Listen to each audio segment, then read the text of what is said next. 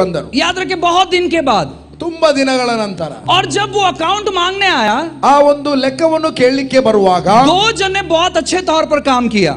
2 ಜನ ಇಬ್ಬರು ಬಹಳ ಒಳ್ಳೆಯದಾಗಿ ಕೆಲಸವನ್ನು ಮಾಡಿದರು. और उन दोनों के बारे में बहुत खूबसूरत तौर पर कहा गया है. ಅಲ್ಲಿ ಇಬ್ಬರ ಬಗ್ಗೆ ಬಹಳ ಸುಂದರವಾಗಿ ಹೇಳಲ್ಪಟ್ಟಿದೆ. हिंदी में लिखा गया है, मेरे विश्वास योग्य दास. ಬಲ ನಂಬಿಗಸ್ತನಾದ ಆಳು, विश्वास योग्य, ಬಲ ನಂಬಿಗಸ್ತನಾದ. और ये दोनों के बारे में लिखा गया कि तू मेरा विश्वास योग्य दास है. ಈ ಇಬ್ಬರ ವ್ಯಕ್ತಿಗಳ ವಿಷಯವಾಗಿ ಬರೆಯಲ್ಪಟ್ಟಿದೆ, ಬಲ ನಂಬಿಗಸ್ತನಾದ ಆಳು. इस 21st सेंचुरी में, ಈ 21ನೇ ಶತಮಾನದಲ್ಲಿ परमेश्वर ऐसे लोगों को नहीं ढूंढ रहा है जो बहुत सारे टैलेंट से भरे हुए हैं. ಕರ್ತನು ತುಂಬಾ ತಲಾಂತುಗಳಿಂದ ತುಂಬಿದವರನ್ನು ಹುಡುಕುತ್ತಾ ಇಲ್ಲ. मैं चाहूंगा कि आप अच्छे तौर पर सुने, ನೀವು ಸರಿಯಾಗಿ ಕೇಳಿರಿ, और सुनने के बाद आप समझे कि मैं क्या कहना चाह रहा हूं. ಕೇಳಿದ ಮೇಲೆ ಅರ್ಥ ಮಾಡಿಕೊಳ್ಳಿ ನಾನು ಏನು ಹೇಳ್ತಾ ಇದ್ದೇನೆ ಎಂಬುದು. मैं यूं ही बात नहीं कर रहा, ನಾನು ಹೀಗೇನೆ ಮಾತನಾಡ್ತಾ ಇಲ್ಲ. मैंने बीते दिनों में मैंने बहुत सारे अच्छे लोगों के साथ समय बिताया है.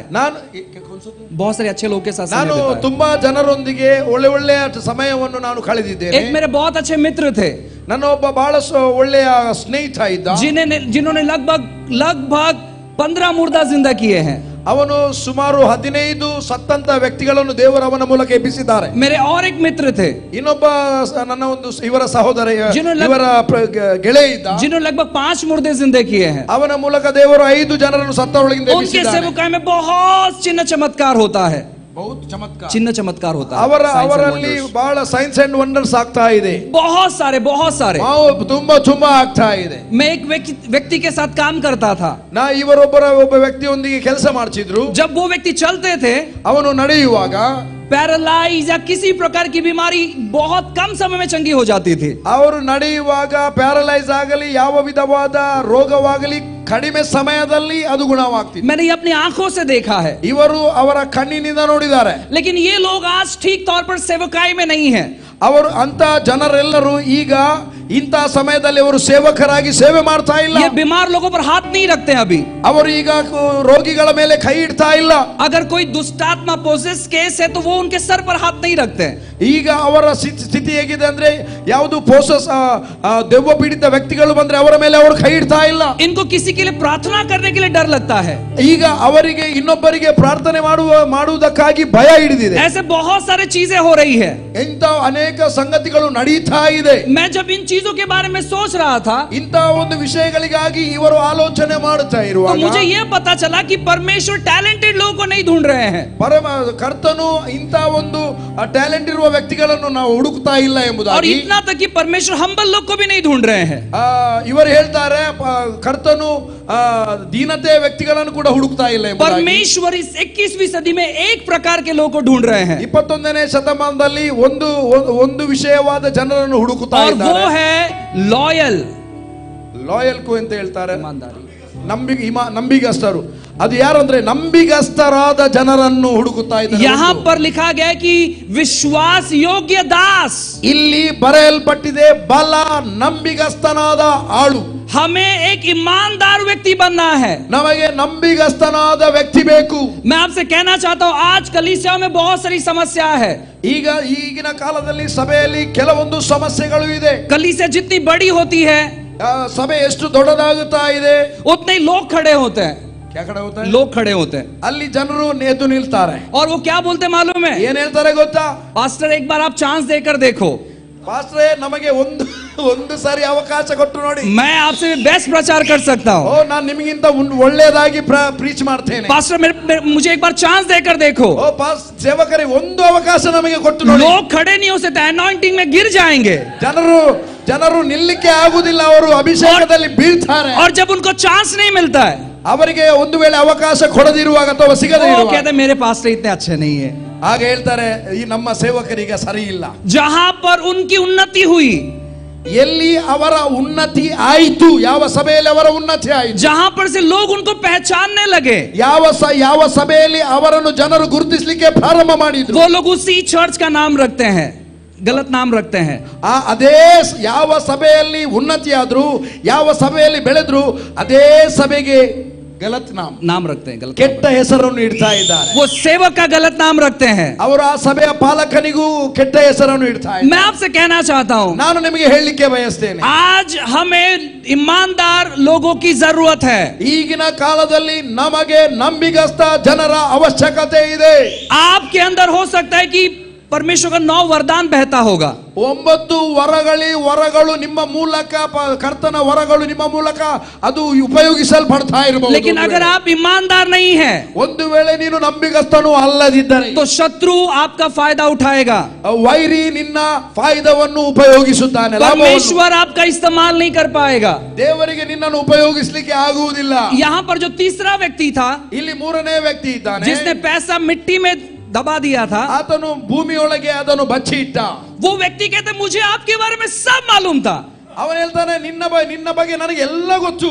मुझे सब मालूम था. ದಣಿಯ ಬಗ್ಗೆ ಹೇಳ್ತಾನೆ, ನಿನ್ನ ಬಗ್ಗೆ ನನಗೆ ಎಲ್ಲ ಗೊತ್ತು. जो डिसलॉयल लोग होते हैं, ಅಪನಂಬಿಕಸ್ಥನಾದ ಆಳು ಇರ್ತಾರೆ, उनको सब मालूम होता है, ಅವರಿಗೆ ಎಲ್ಲ ಗೊತ್ತಾಗ್ತದೆ. लेकिन वो जानबूझकर कुछ ना कुछ करते हैं. ಅವರು ಬೇಕಂತಲೇ ಏನೇನು ಮಾಡ್ತಾರೆ. और जब उनसे अकाउंट मांगा जाता है, ಅವರ ಹತ್ರ ಲೆಕ್ಕವನ್ನು ಕೇಳುವಾಗ वो कहते नहीं नहीं ऐसा नहीं था, ऐसे था. ಅದು ಹಾಗೆ ಅಲ್ಲ, ಹೀಗೆ ಎಂಬುದಾಗಿ ಉತ್ತರ नहीं पास्टर मुझे ऐसे लगा. ಅಲ್ಲ ಪಾಸ್ಟರ್, ನನಗೆ ಹಾಗೆ ನಾನು ನೆಲೆಸಿದೆ. मैं आपसे कहना चाहता हूं, हमें ईमानदार लोगों की जरूरत है. ನಮಗೆ ನಂಬಿಗಸ್ತ ಜನರ ಅವಶ್ಯಕತೆ ಹಾಗೆ ಎನಿಸ್ತಾ ಇರ್ತಾರೆ. आपके पास कितना गिफ्ट है उससे कोई लेना देना नहीं है. ನಿಮ್ಮಲ್ಲಿ ಎಷ್ಟು ವರ ಇದೆ ಅದರಲ್ಲಿ ಏನು ತೆಗೆದುಕೊಳ್ಳಲಿಕ್ಕೆ ಕೊಡ್ಲಿಕ್ಕೆ ಇಲ್ಲ. आप कितने स्मार्ट है उससे कोई लेना देना नहीं है. ನೀವು ಎಷ್ಟೇ ಸ್ಮಾರ್ಟಿಸ್ ಇರಬಹುದು, ಅದರಿಂದ ಏನೂ ಇಲ್ಲ. मैं तो यहाँ तक कहता हूँ, ನಾನು ಇಲ್ಲಿ ಏನು ಹೇಳ್ತೇನೆ ಅಂದ್ರೆ, आपके पास कोई गिफ्ट्स नहीं है. ನಾನು ಏನ್ ಹೇಳ್ತೇನೆ, ನಿಮ್ಮ ಹತ್ರ ಯಾವ ಗಿಫ್ಟ್ ಇಲ್ಲ, आपके पास कोई टैलेंट नहीं है, ನಿಮ್ಮ ಹತ್ರ ಟ್ಯಾಲೆಂಟ್ ಇಲ್ಲ. लेकिन अगर आप ईमानदार है, ಇಲ್ಲಿ ಏನ್ ಹೇಳ್ತಾ ಇದ್ದಾರೆ ಅಂದ್ರೆ, ಒಂದು ವೇಳೆ ನಿಮ್ಮ ಹತ್ರ ಟ್ಯಾಲೆಂಟ್ ಇಲ್ಲದೆ ಇರಬಹುದು, तो मैं आपसे कहना चाहता हूँ परमेश्वर आपका इस्तेमाल करने वाला है. ಸುನಿಯ, ನಾನು ठीक से बोलता है, ನಿಮ್ಮಲ್ಲಿ ಯಾವುದೇ ಗಿಫ್ಟ್ ಇಲ್ಲದೆ ಇರಬಹುದು, ನಿಮ್ಮ ಹತ್ರ ತಲಾಂತ್ ಇಲ್ಲದೆ ಇರಬಹುದು, ಆದ್ರೆ ನೀವು ನಂಬಿಗಸ್ತರಾಗಿರುವುದಾದರೆ, ಇಮಾನ್ದಾರ್ ಆಗಿರುವುದಾದರೆ, if you may be honest or ಇಮಾನ್ದಾರ್, ಕಂಟಿನ್ಯೂ. तो मैं आपसे कहना चाहता हूँ प्रभु आपका इस्तेमाल करने पर है. ನಾನು ನಿಮಗೆ ಹೇಳ್ತೇನೆ, ದೇವರು ನಿಮ್ಮನ್ನು ಬಲವಾಗಿ ಉಪಯೋಗಿಸುತ್ತಾರೆ. एक आखिरी चीज कहूंगा, फिर मैं खत्म करना चाहूंगा. ನಾನು ಕೊನೆಯ ವಾಕ್ಯವನ್ನು ಹೇಳಿ ಮುಗಿಸುತ್ತೇನೆ. अगर आप आपके पास्टर के साथ ईमानदार है, ನೀವು ನಿಮಗೆ ಕೊಡಲ್ಪಟ್ಟ ಸೇವಕನೊಂದಿಗೆ, ಪಾಸ್ಟರ್ನೊಂದಿಗೆ ನೀವು ನಂಬಿಗಸ್ತರಾಗಿರುವುದಾದರೆ, तो आप अपने परिवार के साथ ईमानदार नहीं रह सकते. ನೀವು ನಿಮ್ಮ ಕುಟುಂಬದೊಂದಿಗೆ ನಂಬಿಗಸ್ತರಾಗಿ ಇಮಾನ್ದಾರ್ नहीं रह सकते. ಕುಟುಂಬದೊಂದಿಗೆ ನಂಬಿಗಸ್ತರಾಗಿರ್ಲಿಕ್ಕೆ ಆಗುವುದಿಲ್ಲ. आप दूसरे किसी के साथ ईमानदार नहीं रह सकते. ಯಾರೊಂದಿಗೆ ನಿನಗೆ ನಂಬಿಗಸ್ತರಾಗಿರ್ಲಿಕ್ಕೆ मैं ಆಗುವುದಿಲ್ಲ. बताना चाहूंगा क्यों. ಯಾಕೆ ಅಂತ ಹೇಳ್ತೇನೆ. वचन में ऐसा लिखा है, ದೇವರ ವಾಕ್ಯದಲ್ಲಿ ಹೀಗೆ ಬರೆಯಲ್ಪಟ್ಟಿದೆ, दाऊद का एक बहुत अच्छा दोस्त था, ದಾವೀದನ ಬಹಳ ಒಂದು ಪ್ರಾಮುಖ್ಯವಾದ ಸ್ನೇಹಿತ ಇದ್ದ. और उस दोस्त का जो पिता था वो एक राजा था. ಆತನ ಯೋನಾತನನ ಅಪ್ಪ ಆತನು ಅರಸನಾಗಿದ್ದ. या उनका उस लड़के का नाम योनाथन था. ಆತನ ಹೆಸರು ಯೋನಾಥ. आपको मालूम है, जब राजा शाऊल दाऊद के पीछे लगा था उसको मारने के लिए, ಸೌಲನು ದಾವೀದನನ್ನು ಕೊಲ್ಲುವುದಕ್ಕೋಸ್ಕರ ಆತನನ್ನು ಹಿಂಬಾಲಿಸುತ್ತಾ ಇರುವಾಗ, तब इसका खुद का लड़का यानी शाऊल का लड़का, ಸೌಲನ ಮಗನು, वो जाकर दाऊद को बताता था कि मेरा पिताजी जो है तुझे ढूंढने पर है, और उसको मालूम पड़ गया तू कौन से गुफा में छुपा हुआ है.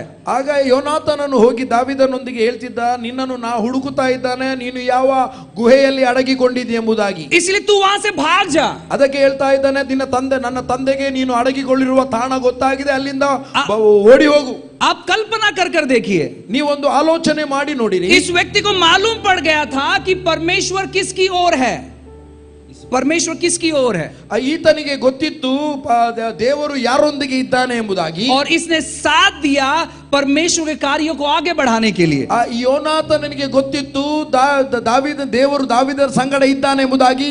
ಅದಕ್ಕೆ ದೇವರ ಕೆಲಸ ಮುಂದೆ ಹೋಗುವುದಕ್ಕಾಗಿ ಆತನು ಸಹಾಯ ಮಾಡಿದ. वैसे ही खास करके जो चर्च के करीब के लोग हैं, ಅದಕ್ಕಾಗಿ ಹೆಚ್ಚಾಗಿ ಸಭೆಯಲ್ಲಿ ಹತ್ತಿರ ಇರುವಂತ ಜನರು, जितने भी लोग यहाँ पर पास्टर को मदद करते हैं, ಎಷ್ಟು ಮಂದಿ ದೇವಸೇವಕರಿಗೆ ಸಹಾಯ ಮಾಡುತ್ತಾರೆ, जितने भी लोग मिनिस्ट्री में है, ಎಷ್ಟೇ ಜನರು ಸೇವೆಯಲ್ಲಿ ಇರಬಹುದು, चेयर लगाने से स्टेज तक, ಕುರ್ಚಿ ಇಡುವ ಕೆಲಸದಿಂದ ಈ ಒಂದು ಸ್ಟೇಜಿನ ಕೆಲಸದ ತನಕ मैं आपसे एक रिक्वेस्ट करना चाहता हूं। ನಾನು ನಿಮಗೆ ಒಂದು ರಿಕ್ವೆಸ್ಟ್ ಮಾಡ್ತೇನೆ, हमेशा आपको चुनाव करना है ईमानदार रहने के लिए, ನೀವು ಯಾವಾಗಲೂ ಆರಿಸಿಕೊಳ್ಳಬೇಕು ನಂಬಿಗಸ್ತರಾಗಿ ಇರುವುದಕ್ಕಾಗಿ। क्योंकि आपको खराब करने के लिए बहुत सारे लोग आएंगे, ನಿಮ್ಮನ್ನು ಹಾಳು ಮಾಡುವುದಕ್ಕಾಗಿ ಅನೇಕ ಜನರು ಬರಬಹುದು, उनको आपको रिजेक्ट करना है। ಅವರನ್ನು ನೀವು ರಿಜೆಕ್ಟ್ ಮಾಡಬೇಕು। और परमेश्वर ने जिनके साथ आपको जोड़ा है, ನಿಮ್ಮನ್ನು ದೇವರು ಯಾರೊಂದಿಗೆ ಜೋಡಿಸಿದ್ದಾನೋ उनके साथ आपको ईमानदार रहना है। ಅವರೊಂದಿಗೆ ನೀವು ನಂಬಿಗಸ್ತರಾಗಿರಬೇಕು। और जब प्रभु आपसे आकर मुलाकात करेंगे, ದೇವರು ನಿಮ್ಮೊಂದಿಗೆ ಬಂದು ಮಾತನಾಡುವಾಗ, वो ನಿಮ್ಮೊಂದಿಗೆ ಬರುವಾಗ आपसे एक चीज कहेंगे, ಒಂದು ನಿಮ್ಮನ್ನು ಭೇಟಿಯಾಗುವಾಗ ಒಂದು ವಿಷಯವನ್ನು ಹೇಳ್ತಾರೆ, हे मेरे विश्वास योग्य दास। ಓ ನನ್ನ ನಂಬಿಗಸ್ತನಾದ ಆಳು, Even though we are the sons of God, ನಾವು ದೇವರ ಮಗನಾಗಿದ್ದರೂ we should have a heart of servant ನಮಗೆ ಸೇವಕನ ಆ ಒಂದು ಹೃದಯ ಬೇಕು। and a loyal servant, ಅದು ಎಂತ ಅಂತ ನಂಬಿಗಸ್ತನಾದ ಆಳಿನ ಒಂದು ಹೃದಯ, एक ईमानदार सेवक ಒಂದು ನಂಬಿಗಸ್ತನಾದ जो ಸೇವಕ, अधीनता में काम करते हैं। ಅವು ಅಧೀನತೆಯಲ್ಲಿ ಕೆಲಸ हो सकता है कि ಮಾಡುವ। प्रभु आपको बहुत अद्भुत तौर पर इस्तेमाल कर रहा है। ದೇವರು ನಿಮ್ಮನ್ನು ಬಹಳ ಅದ್ಭುತವಾಗಿ ಉಪಯೋಗಿಸುತ್ತಾರೆ ಇರಬಹುದು। आपके पास्टर ने 2 मुर्दे जिंदे किए, ನೀವು ಒಂದು ವೇಳೆ 2 ಸತ್ತವರನ್ನು ಎಬ್ಬಿಸಿರಬಹುದು, आपने 200 मुर्दे जिंदे किए, ಅಥವಾ 200 ಜನರನ್ನು ಸತ್ತಂತ ಜನರನ್ನು कोई ಎಬ್ಬಿಸಿರಬಹುದು, प्रॉब्लम नहीं है। ಅದರಲ್ಲಿ ಯಾವ ತೊಂದರೆ ಇಲ್ಲ। आपके पास्टर है ಆದ್ರೆ ನಿಮಗೆ ಒಬ್ಬ ಸೇವಕನಿದ್ದಾನೆ और आप है। ಮತ್ತು ನೀವೇ। यीशु ने क्या कहा मालूम है? ಯೇಸು ಏನ್ ಹೇಳಿದ ಗೊತ್ತಾ? तुम मुझसे बढ़कर काम करोगे। ಯೇಸು ಹೇಳಿದ, ನೀವು ನನಗಿಂತಲೂ ಅಧಿಕವಾದ ಕೆಲಸವನ್ನು ಮಾಡುತ್ತೀರಿ। और बड़े बड़े सेवकों ने उनसे बढ़कर काम किया है। ದೊಡ್ಡ ದೇವ ಸೇವಕರು ಆತನಿಗಿಂತ ದೊಡ್ಡ ಕೆಲಸ ಮಾಡಿದ್ದಾರೆ। यीशु है ಆದ್ರೆ ಯೇಸುವೇ, और लोग हैं। ನಾವೇ। इन चीजों को कभी नहीं भूलना है। ಇದನ್ನು ಮಾತ್ರ ಎಂದಿಗೂ ಮರೆಯಬೇಡಿ। हालेलुया। हालेलुया। आइए हम अपने आंखों को बंद करते हैं। ನಾವೆಲ್ಲರೂ ನಮ್ಮ ಕಣ್ಣುಗಳನ್ನು ಮುಚ್ಚುವ, ಎದ್ದು ನಿಲ್ಲುವ। Thank you Lord. ವಂದನೆ ಕರ್ತನೆ। परमेश्वर फिर एक बार हम आपको धन्यवाद देते हैं। ಕರ್ತನೆ, ನಾವು ತಿರುಗಿ ನಿನಗೆ ಒಂದು ಸಾರಿ ಧನ್ಯವಾದವನ್ನು ಹೇಳುತ್ತೇವೆ। हम धन्यवाद देते प्रभु हमारी इस कलीसिया के लिए। ಈ ಒಂದು ಸಭೆಗಾಗಿ ನಾವು ನಿನಗೆ ಸ್ತೋತ್ರವನ್ನು ಮಾಡುತ್ತೇವೆ। प्रभु आपने अपने लोगों को चुना, इसलिए हम धन्यवाद देते हैं। ಇಲ್ಲಿ ನೀನು ನಿನ್ನ ಜನರನ್ನು ಆರಿಸಿಕೊಂಡಿದ್ದೆ, ಅದಕ್ಕಾಗಿ ನಾವು ಸ್ತೋತ್ರ ಮಾಡುತ್ತೇವೆ। प्रभु काफी बार हम गलती करते हैं, ಕೆಲವೊಂದು ಸಾರಿ ನಾವು ತಪ್ಪು ಮಾಡುತ್ತೇವೆ। काफी बार हम नाराज हो जाते हैं, ಕೆಲವೊಂದು ಬಾರಿ ನಾವು ಕೋಪ ಮಾಡಿಕೊಂಡಿದ್ದೇವೆ, गलत निर्णय ले लेते हैं। ತಪ್ಪಾದ ನಿರ್ಣಯವನ್ನು ಮಾಡಿಕೊಂಡು, प्रभु हमें मदद कर, ನಮಗೆ ಸಹಾಯ ಮಾಡು ಕರ್ತನೆ। परमेश्वर हमारी सहायता कर, ಕರ್ತನೆ ನಮಗೆ ಸಹಾಯ ಮಾಡು। हमें सही चुनाव करने के लिए, ನಾವು ಸರಿಯಾದ ಆಯ್ಕೆ ಮಾಡುವಂತೆ ನಮಗೆ ಸಹಾಯ ಮಾಡು। लॉयल रहने के लिए, ನಾವು ನಂಬಿಗಸ್ತರಾಗಿರುವಂತೆ, अधीनता में रहने के लिए ಅಧೀನದಲ್ಲಿ ಇರುವಂತೆ हमें मदद कर परमेश्वर। ನಮಗೆ ಸಹಾಯ ಮಾಡು। आपने अनुग्रह किया, ನೀನು ನಮಗೆ ಅನುಗ್ರಹ इसलिए हम ಮಾಡಿ। आपको धन्यवाद करते हैं ಅದಕ್ಕಾಗಿ ನಾವು ನಿಮಗೆ ಧನ್ಯವಾದವನ್ನು ಹೇಳುತ್ತೇವೆ यीशु के नाम से। ಯೇಸುವಿನ ನಾಮದಲ್ಲಿ ಆಮೆನ್। Amen, amen. ಗಟ್ಟಿಯಾದ ಚಪ್ಪಾಳೆ।